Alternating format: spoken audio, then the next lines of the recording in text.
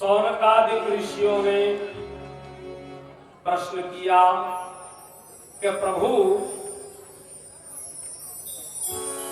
शिव नैवेद्य के विषय में हमारी कुछ शंकाएं हैं, उसका निवारण करो। शिव नैवेद्य का अर्थ क्या है? यहाँ भगवान भोले बाबा पर चढ़ा हुआ प्रसाद हमें खाना चाहिए या नहीं खाना चाहिए?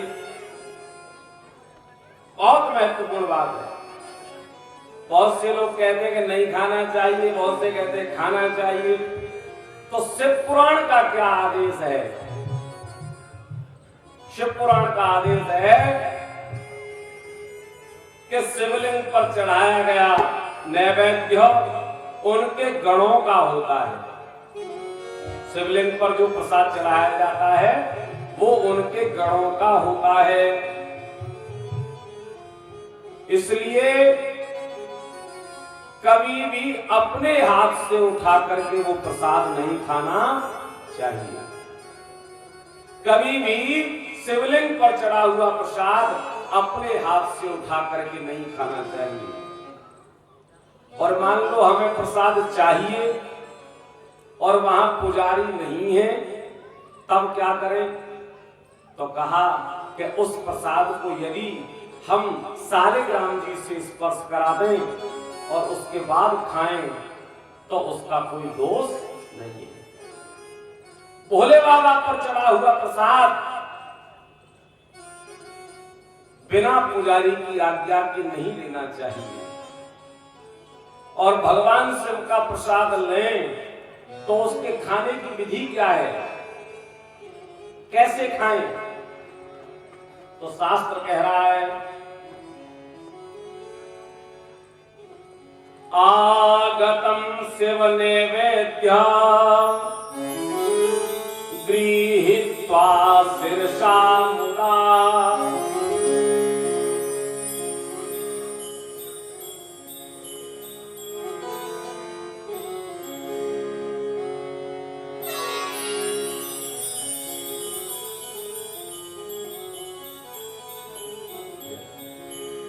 आगतम शिव नैवेद्य गृहीत्वा शिरसा मुदा भक्षणीयं प्रियतमेन शिव स्मरण पूर्वकम। कैसे खाएं उस प्रसाद को? तो कहा कि जैसे ही पुजारी आपके हाथ में प्रसाद दे, आगतम शिव नैवेद्य, जैसे ही शिव का नैवेद्य आपके हाथ में आए, सिर शाम मुदा, सबसे पहले उसको सिर से लगाओ। भगवान भोलेनाथ का प्रसाद मिले तो सबसे पहले उसको क्या करें? सिर से लगाएं प्रसाद को। और सिर से लगाने के बाद भक्षणीयम प्रियतमेन, उसको खाने से पहले शिव स्मरण पूर्वकम, भगवान शिव का स्मरण करें। किसका स्मरण करें? भोले बाबा का स्मरण करें। तो भोले बाबा के मंदिर में जाएं और अगर आपको प्रसाद मिले तो प्रसाद को सबसे पहले माथे से लगाएं, फिर भोले बाबा का स्मरण करें और फिर उसको पाएं। भगवान शिव के नैवेद्य में एक खासियत और है, एक विशेष बात है इसमें। भगवान शिव के मंदिर में से जो प्रसाद मिले उसको तत्काल ही खाना चाहिए, उसी समय खाना चाहिए।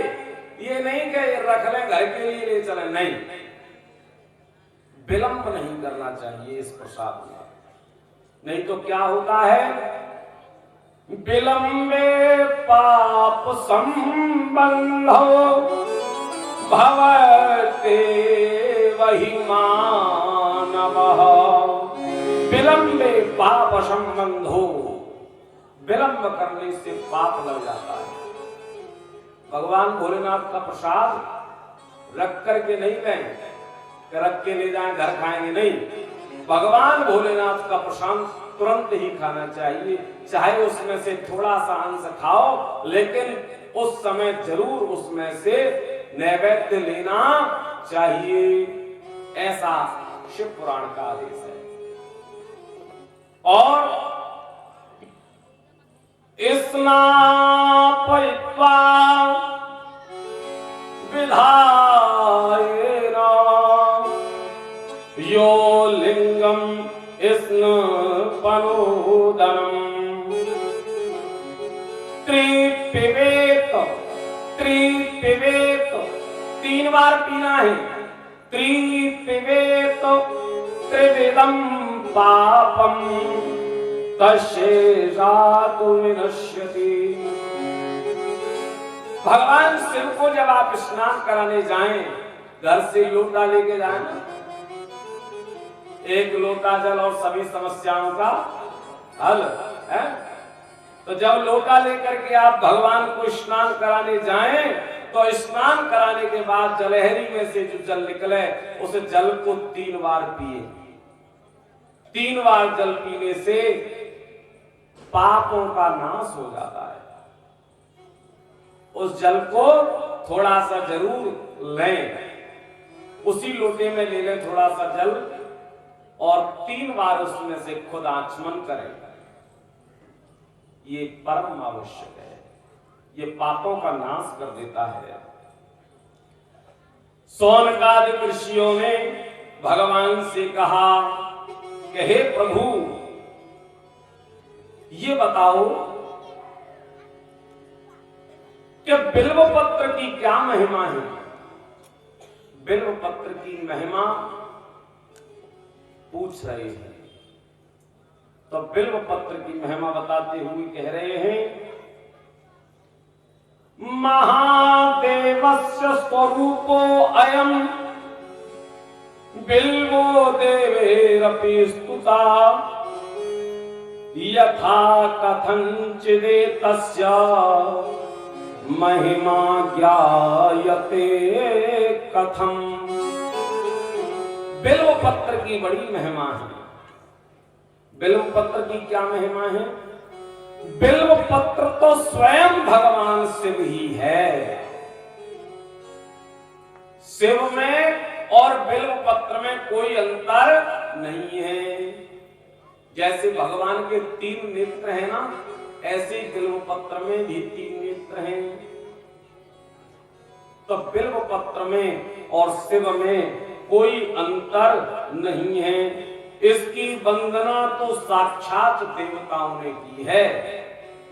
बिल्व पत्र की, इस वृक्ष की महिमा शास्त्रों ने गाई है, इसलिए इस वृक्ष की महिमा का वर्णन नहीं किया जा सकता। और कहा, तानि सर्वाणि तीर्थानि, तानि सर्वाणि तीर्थानि बिल्वमूले वसन्ति। बिल्वमूले, मूल कहते हैं जड़ को। बेल पत्र का जो पौधा है, वृक्ष है, उस वृक्ष की जड़ में सारे तीर्थ निवास करते हैं। तीर्थ कहाँ निवास करते हैं? उस बिल्व पत्र की जड़ में। तान सर्वाणि तीर्थानि, सारे के सारे तीर्थ बिल्व मूले वसन्ति, बिल्व की मूल में जड़ में बसते हैं। संसार के सभी तीर्थ बिल्व वृक्ष की जड़ में बसते हैं, इसलिए वह वंदनीय है, वंदना करने के योग्य है, पूजा करने के योग्य है। जलाकुलम महादेवो दृष्ट्वा तुष्टो भवत्यलम।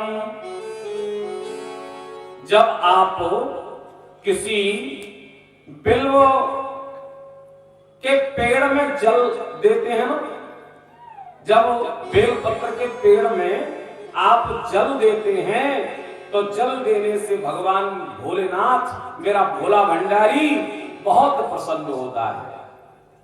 मेरे भोले बाबा प्रसन्न हो जाते हैं, गदगद हो जाते हैं कि आज इसने मुझे जल दे दिया। तो भगवान शिव पर तो जल चढ़ाना ही चाहिए। बिल्व पत्र में, उसके पेड़ में भी जल चढ़ाना चाहिए। बहुत थोड़ा सा जल चढ़ाएं, कहीं पानी डाल डाल के गला दें पेड़ को, है? क्योंकि कहने की देर है?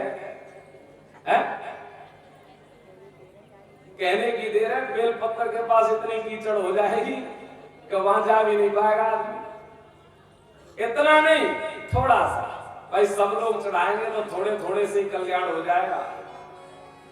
तो बिल्व के वृक्ष की जड़ में जब जल आप देते हैं तो मेरे भोले बाबा, मेरे भोले भंडारी बहुत प्रसन्न होते हैं।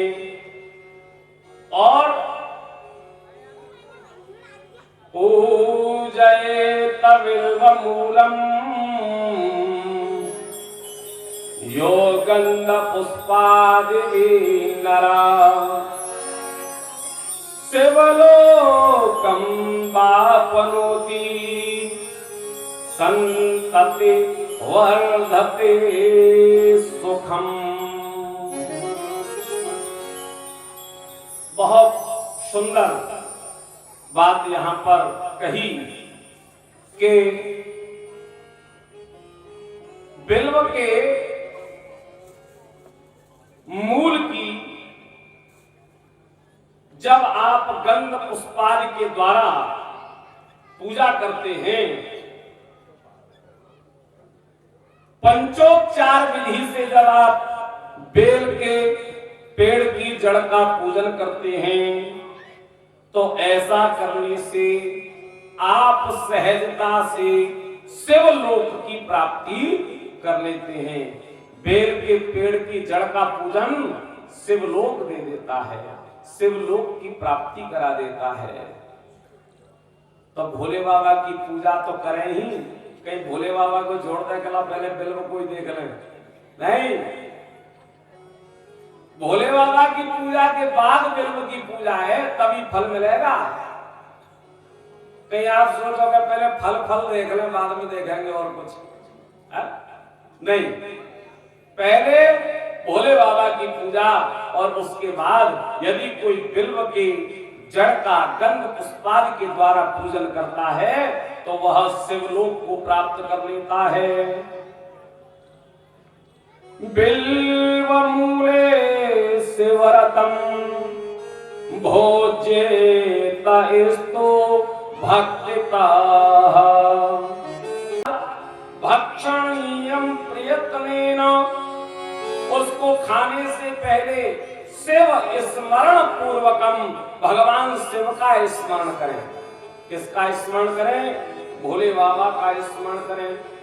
तो भोले बाबा के मंदिर में जाएं और अगर आपको प्रसाद मिले तो प्रसाद को सबसे पहले माथे से लगाएं, फिर भोले बाबा का स्मरण करें और फिर उसको पाएं। भगवान शिव के नैवेद्य में एक खासियत और है, एक विशेष बात है इसमें। भगवान शिव के मंदिर में से जो प्रसाद मिले उसको तत्काल ही खाना चाहिए, उसी समय खाना चाहिए। ये नहीं कि रख लें घर के लिए ले चले, नहीं, विलंब नहीं करना चाहिए इस प्रसाद में। नहीं तो क्या होता है? विलंबे पाप संबंधो भवते वही मानवः। विलंबे पाप संबंधो, विलंब करने से पाप लग जाता है। भगवान भोलेनाथ का प्रसाद रख करके नहीं गए कि रख के ले जाएं घर खाएंगे, नहीं। भगवान भोलेनाथ का प्रसाद तुरंत ही खाना चाहिए, चाहे उसमें से थोड़ा सा अंश खाओ, लेकिन उस समय जरूर उसमें से नैवेद्य लेना चाहिए। ऐसा शिव पुराण का आदेश।